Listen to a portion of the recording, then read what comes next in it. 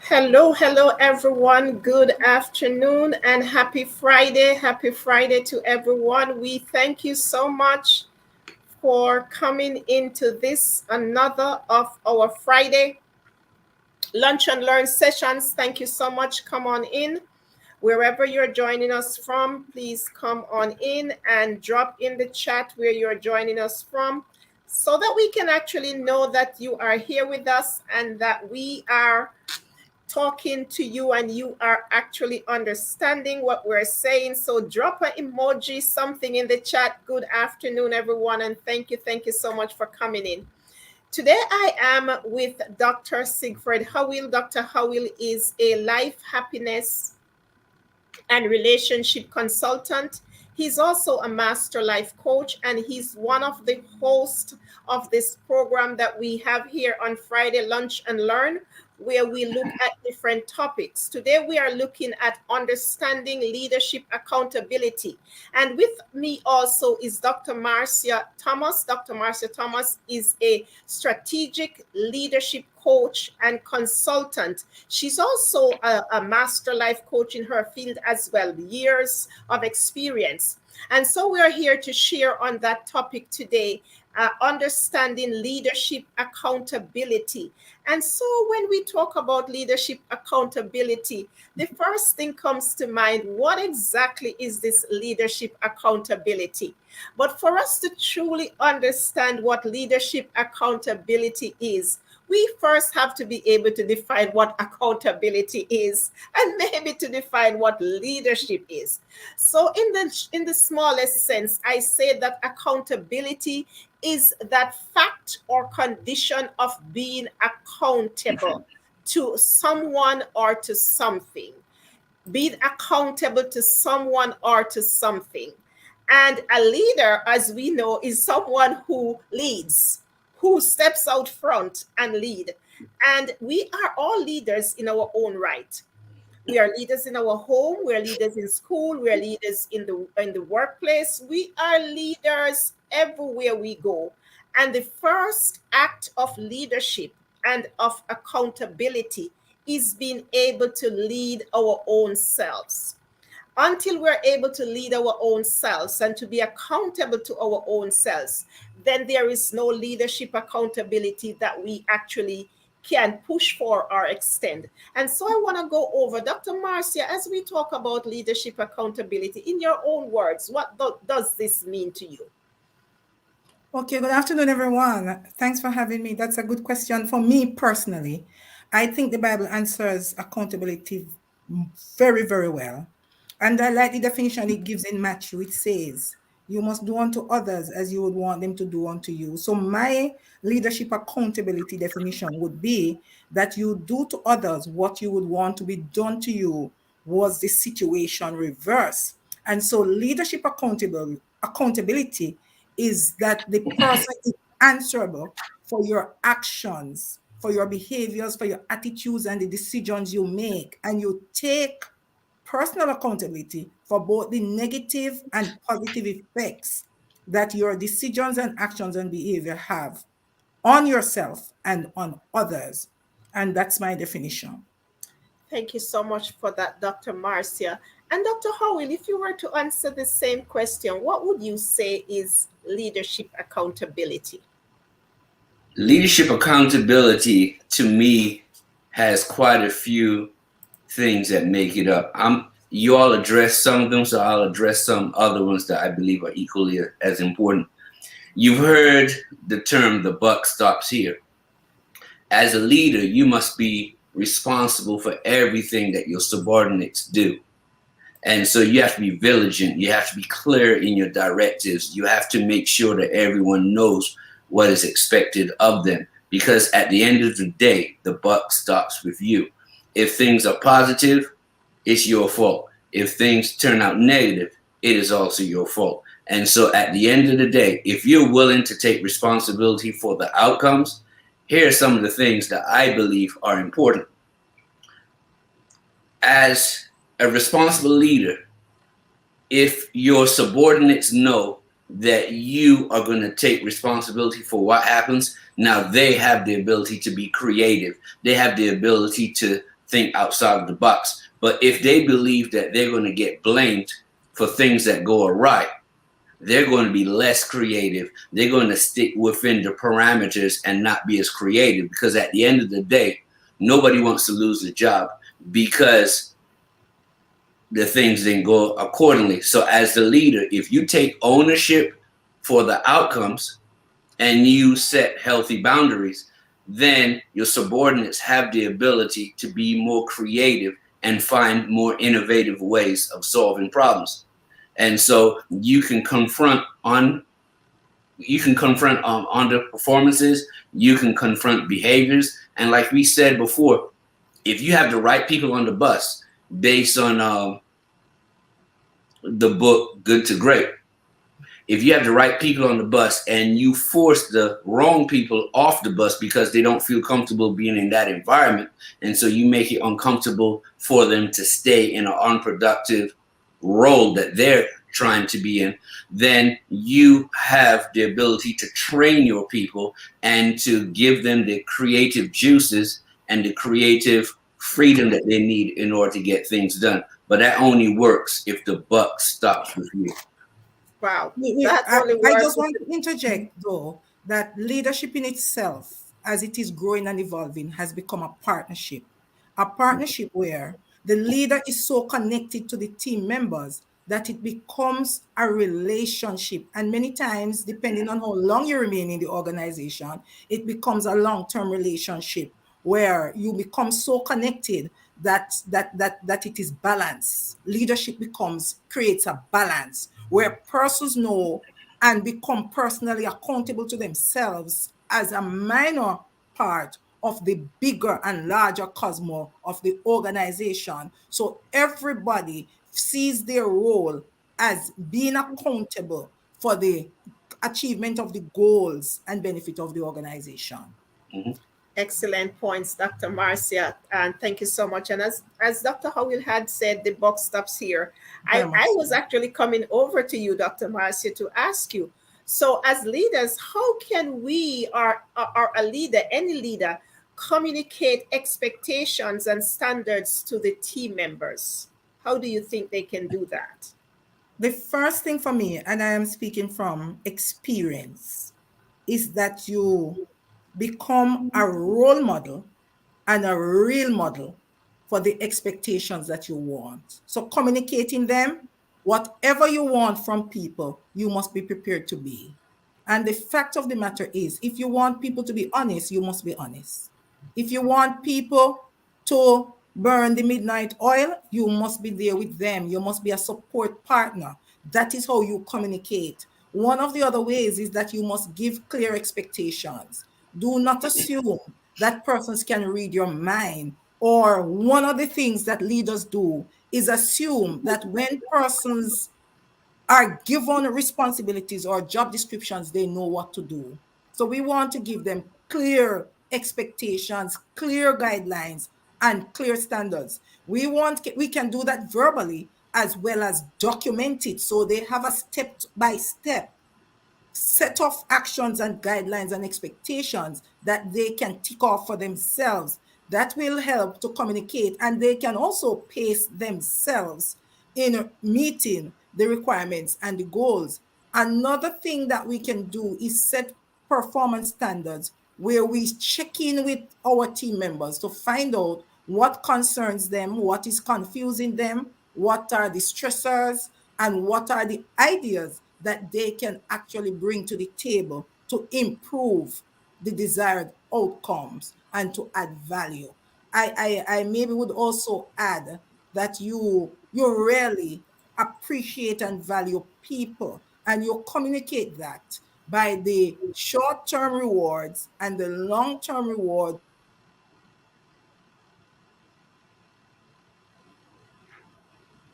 Dr. Marcia is having a challenge, it appears, there with the internet. We are a little off right now, so we are going to continue while we wait for Dr. Marcia to come back in. We're talking about understanding leadership accountability. And accountability is tantamount to everything that we do in our lives. And sometimes we get accountability and responsibility twisted with each other, but they are actually two separate words or two separate things. Accountability is really being held accountable personally, accountable for something that you are entrusted with or say that you will do. Responsibility, on the other hand, is taking on something. And many times persons have responsibility, but they are not held accountable, right, Dr. Howell, for Yes, the that is correct. responsibility that they have. And so we have to realize that with responsibility comes accountability. And you must hold on as a leader to both. If you're taking on a responsibility, then you must be accountable for that responsibility. And as Dr. Marcia was talking, the question is, how do I, as a leader, model this accountability for others? And the first one is to do as I say I will do, showing integrity, living integrity in everything I do. Integrity is actually doing what you say you will do. And there is a challenge, we know, in leadership with integrity across many spheres, because leaders will say, do this, but they are not doing it themselves. They will lay down a rule, but they do not abide by that rule. And that is one of the most critical aspect of leadership, that you do what you say you will do. Secondly, you must admit your mistakes, because no leader is perfect. If you made a mistake, then you must admit that you have made a mistake, and that you can share that openly. People will be able to trust you more when you're able to admit openly. And you must also hold yourself to the same standards that you set for others. That's what I said earlier. Hold yourself to the same standards and follow through consistently with your commitments that you have made, both to yourself and to others. And finally, is to take responsibility, take ownership of any project or any outcomes, instead of throwing it off onto others and blaming others for shortfalls or for inconsistencies. Those are actually four ways that a leader can serve as a role model for accountability, through the actions that they do every day, and through the behaviors that they display. So, Dr. Howell, as I said that, how frequently and effectively should I, as a leader, or should any leader, provide coaching, feedback to their subordinates? Well, first of all, to me, it depends on how long you've been leading your subordinates and what type of subordinates you have. So, for example, a laissez-faire attitude or approach to leadership only works if your subordinates are knowledgeable and self-motivated. So, as a leader, you need to know what type of subordinates you have. Are your subordinates newbies? If they're newbies, then they're people that need to be coached, and they need feedback on a regular basis, because they may not know all of the guidelines, all of the boundaries, and all of the expectations at that point in time. But if you are coaching, or if you are leading a group of individuals that already know what is expected of them, they already have the framework, they already have the motivation, and it's a well-oiled team, or a team that works really well together. Excellent points. And Dr. Marcia is back on. So we're going to have Dr. Marcia finish her sentence or statement, sorry. And at the same time, Dr. Marcia, I want you to add in what ways we can recognize and reward accountability and results in our team or in the workplace. I think I'm going to start with that question, because I think I had wrapped up my first session. I was wrapping up with saying that as we hold persons accountable, we give them documentation, we lead by example, and we meet their needs. We give them support so that they can actually understand, and we also actively listen so that we are able to clarify any misconceptions they may have. Now, for rewarding personal accountability in your team, we tend as leaders to focus on those who are not doing well and drill down into getting them the quality support that they need to step up to the plate. And we tend to ignore those who are doing well. I have to put that in, almost like the prodigal son, the brother that was left at home.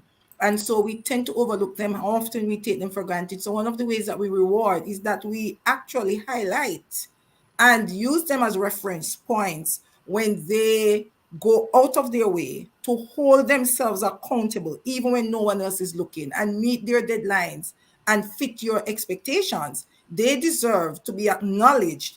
We must also show everyone that we value their pace, their inputs, and we must seek to meet them where they are. One of the ways to show that we value them and can reward them is to meet people where they are.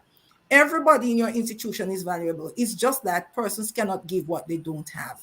And some people move at a slower pace than others. I remember I was a member of an institution where I led persons when I got there first many were middle age, much older than myself. And you would believe that these people would be struggling. They were struggling with other things, midlife crisis, their experiences and their tendencies, and some of the things that they have learned that make them do things differently. Those persons have to be recognized and highlighted also. How we move and how we come to the table, and the value and the word that we believe we take to the table must be similar. Two, we must see people in that way, that no matter what, they take something valuable to the table. We must hone those, we must appreciate those. We can give tangible gifts, we can give recognition publicly and privately, because some persons do not want you to highlight them out in the open.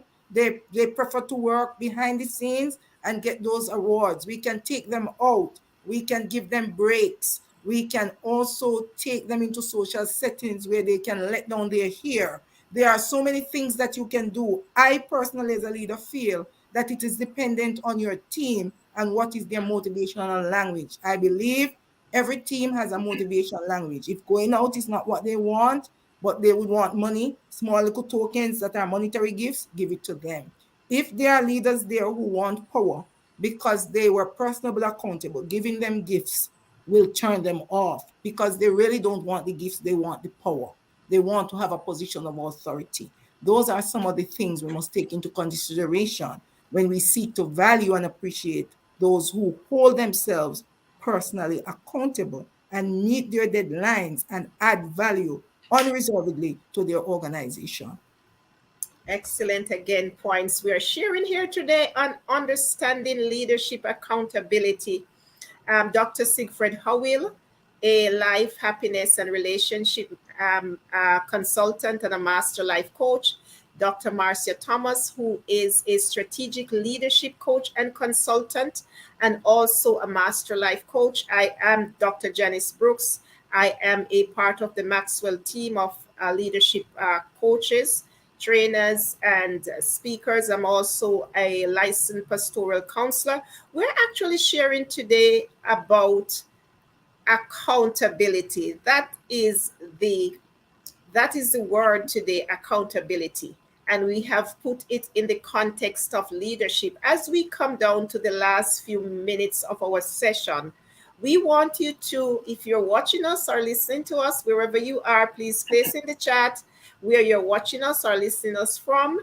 And also, if you're watching the replay, when you do, please put hashtag replay so that we can know that you have come back here to listen to this session. Dr.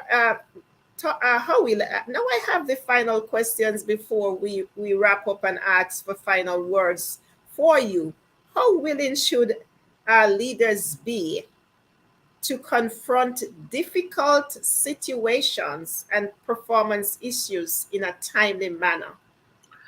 Well, I'll deal with that question. I actually hadn't finished answering my question too when Dr. Thomas came in. So I'll finish that up real fast and then I'll approach that question. Is that okay with you? Absolutely, absolutely. Okay, great. So some of the thing, the question was, how can I clearly communicate my? No, that's not mine. How frequently and effectively should I provide coaching and feedback to my subordinates? Mm-hmm. Well, if you look at that from a couple of areas, it all boils back to the leader. Like I said, the buck stops here. So if your leader is fair and the people know that the leader is fair, then one of the things that allows is for people to be approachable. So your feedback could be when you see them, when you interact with them based on the relationship. However, if you're not approachable, your feedback might be more punitive and your feedback might be further apart because people are trying to avoid you. If you're accommodating, then people might be more, if you have an open door policy, people might be more willing to go into your office and talk to you about some of their concerns, needs, wants, and expectations. And you can say stuff, well, by the way, while you're here, I noticed this, and whatever, let's work on that. But one of the things that I realized as an educator, we had some principals that used to come into our professional development, and they used to say stuff like, we have to create a sandwich. We give you a strength, an area for you to work on, and then another strength. That way, we don't approach you with a negative, and we don't walk away after giving you a negative. But if you look in the coaching world, they say for every one negative, you have to give a minimum of 5 positives. And so if you look at it from that standpoint, as a leader, if you know you're going to be giving someone some information, you better find some positives to wrap that bad boy in so that they don't take it as a sour pill, and make sure that you have a relationship. Because the more you reward people, the more you give people their praises about what they've done effectively, the more you can give them some of the bitter pills without them holding that against you. And so one of the things that Dr. Thomas was talking about is the fact that leaders have to lead by example. So I had a principal one time, and she was an overachiever. When we came into the building, she had a broom and a dustpan. She was cleaning, and we were like, oh man, now I gotta go help her clean up because she's cleaning. And so it gave you a set of responsibilities because you saw her leading by example. She was in the trenches doing the dirty work. So that made you, as an effective follower, wanting begrudgingly to go do something too, because she was leading by example. So it's a lot easier to get people to do stuff, and it's a lot easier to give feedback when people know, number one, they have a good relationship with you, but number two, when they know that you're willing to jump into the trenches and do some of the same things that you're requiring of them. And so that is the answer to the number 3. Now moving on to my second question that you asked me, how willing should I be to confront difficult situations and performance issues in a timely manner? Well, that boils down to relationship again. If you have a good relationship, it does not have to be a formal addressing of an issue. But if you address problems when they come, when they come up, and if you address them, let's say it's not something that's going to embarrass someone, you can address them in a group setting so that everyone can hear what the issue is and find a solution to it. Because a lot of times the leader and that individual may not have a solution to the problem, but if the team is very synergetic and if everyone has a good relationship with the leader, then everyone could join in and find an answer to that problem. And that goes back to what we were talking about previously about appreciative inquiry, when everyone has a piece of information that they can apply to a problem so that we can solve it more effectively and efficiently, or look at it from different perspectives. you must always be willing to address the situations when they come up, especially if it's something that's going to affect the quality, the timeline, or things like that. However, if there's situations where you know that person's having a difficult point in time, then empathy needs to come into play. And that means that you might have to say, well, I'm not going to address that today because I already know that they're dealing with something. So I'm going to ask someone else in the team to step up until that particular situation has been resolved so that we can get back into synergy. And once again, everyone's going to have a bad time at some point in time. And once again, if you have that relationship, then that leader can say, hey, you know what? I got some information from the above people, my leaders, that said we need to get this in it by next week. So I need for you to do some overtime. I need for you to dig in and get this job done. That works a lot better if you have a good relationship with your subordinates. If you don't have a good relationship with your subordinates and you're punitive, everybody's going to want overtime. People are going to be talking about, I'm going to call out because I'm not trying to do that because he's always killing us and he never appreciates us or she never appreciates us. So I'm not willing to put in that overtime because they're only out for themselves. And so that relationship part is so important in the leadership setting that it can affect your bottom line. It can affect your timeline. It can affect every aspect of your leadership ability. So you have to be patient and make sure that you foster those relationships, because at the end of the day, everyone will hold you accountable. Thank you so much. Dr. Howell, you had me smiling a while ago when you talk about that part of it, because that is so true to life.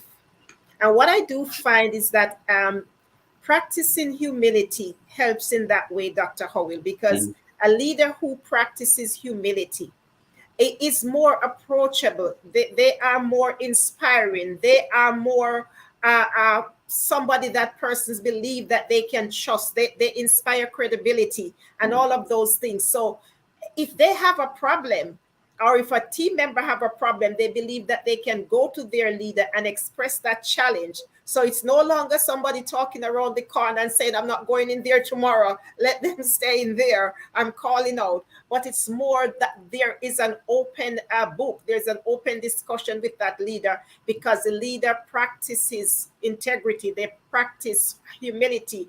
They now have that credibility with their team. So I like that. That was really a great way to express it. Dr. Marcia, what are your closing comments for this understanding leadership accountability? What would you close with today?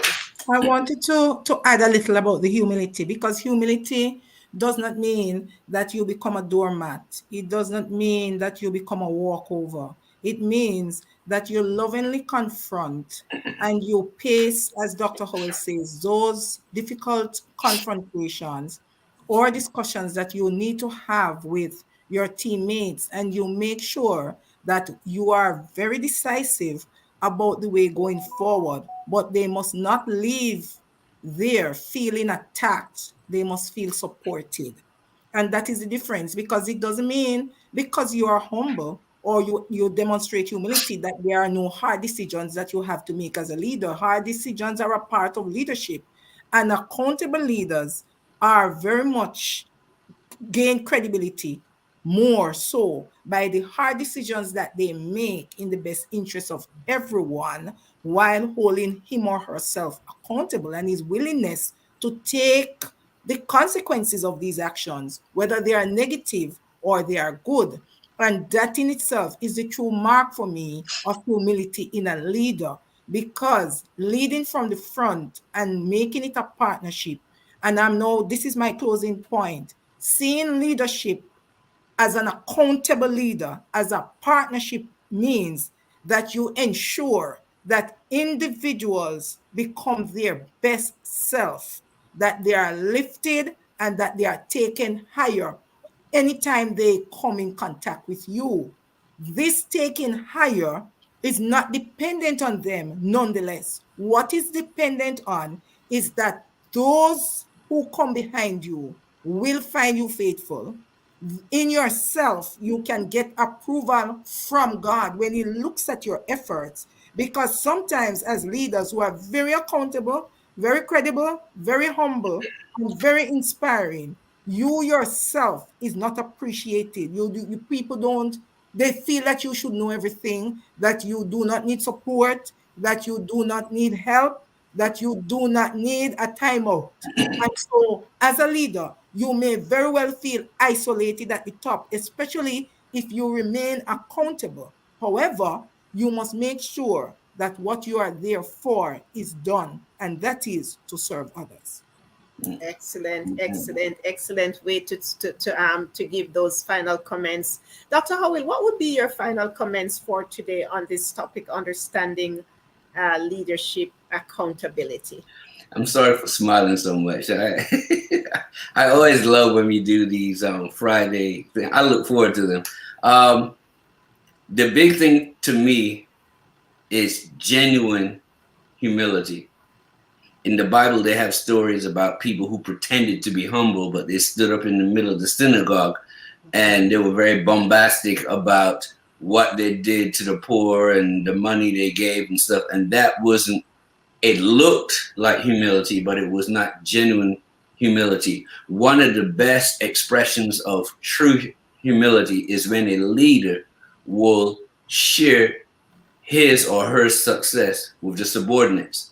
Give credit where credit is due. So if they say, well, hey, most of this work was done by my team, so for the good stuff, you give away the praise. But then for this bad stuff, you hold yourself responsible. As we said at the beginning, then people will be more willing to band together when things need to get done and when things go awry, and they work through it and fight through it, and they help you as the leader out to make sure that you get your job done. Another thing that I like to think about leaders is this. In order to be a real leader, you have to be willing to give your power away. Yes. And so, like I said just now, balanced leadership. Yes. So when your team is successful, you give that credit away. That's part of giving your power away.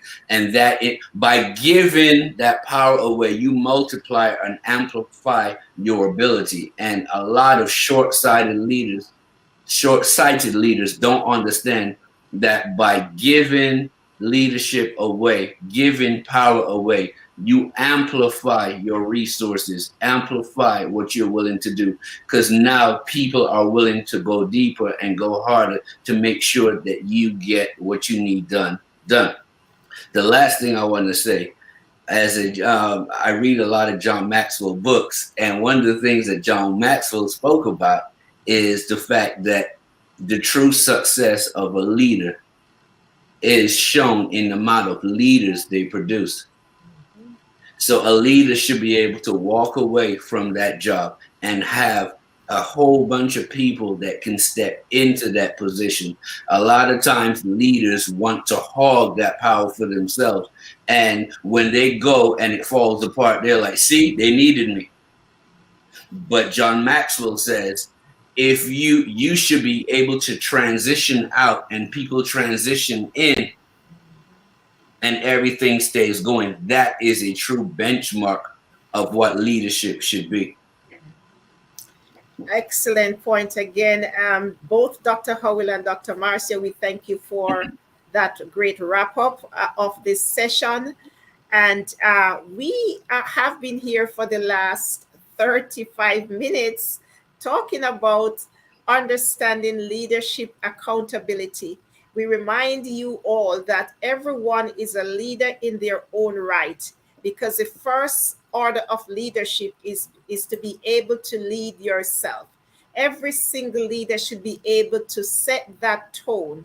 And if we don't set the tone for ourselves, we cannot expect that anyone else will be accountable to us. We have to model what we say, model what we want to see happen. And it starts first with us. And so every leader must have that clear sense of purpose to be able to lead effectively. It doesn't matter whether the time is challenging or whether it's easy time. They must have that clear sense of purpose. Why am I here? What am I here to do? And answering those questions, they will be able to lead more effectively and become more accountable to the responsibility of leadership. We want to thank you today for joining us again. If you can, we are here back on next Tuesday at 7:45 a.m., where we share on another topic that we believe is not just important, but critical to many aspects of your life to build you up and to help you to rise higher. We are here again next Friday at 1 p.m. Eastern Time for another Lunch and Learn. I hope that when you come, you take your notebook, your pens, and you're actually making notes, because sometimes I have to myself. You see me looking down, I am actually doing that myself, because there are some potent points that have been shared here from week to week. Great leaders share great messages and great points. So we have to ensure that when we get them, we take them. We want to thank you so much again for joining us here on this session. Please, you can connect with us on any of the media. drsigfredhowell.com is his website. On all the medias, he's at Dr. Sigfred Howell, with the exception of The website is just Siegfried Howell. Sigfredhowell.com. www.siegfriedhowell.com. Correct. Thank you so much. And there's Dr. Marcia on the medias as Dr. Marcia here on LinkedIn, on Facebook, and on Instagram. I believe she's Marcia. On Instagram, I'm Dr. TP Motivate too. Correct. And your website? drtpmotivate2.com. Wonderful. So you can connect with any of these two leaders as usual. I am drjanicebrooks.com, and on all the medias, you just type in Dr. Janice Brooks. We are live here on Facebook. We're live on YouTube at Dr. Janice People Builder. That's my YouTube handle. You can go over there, please, and give us a subscribe, so that you can connect with all of these sessions after we have left. I want to invite you also to hop over to drjanicebrooks.com and register for our upcoming session on August 29th. It's uncovering the truth about questions. What questions are you asking, and what answers are you getting? We will be exposing on that day the truth about questions. So please, the link is there. It's also in my profile right here. You can go ahead and connect and register for that session. Thank you so much again. As we go off today, we want to wish you a beautiful rest of your weekend. And may all of your dreams, your aspirations for this week and beyond, may they come to life. God bless you. And thank you so much again for joining us. Bye-bye. Bye.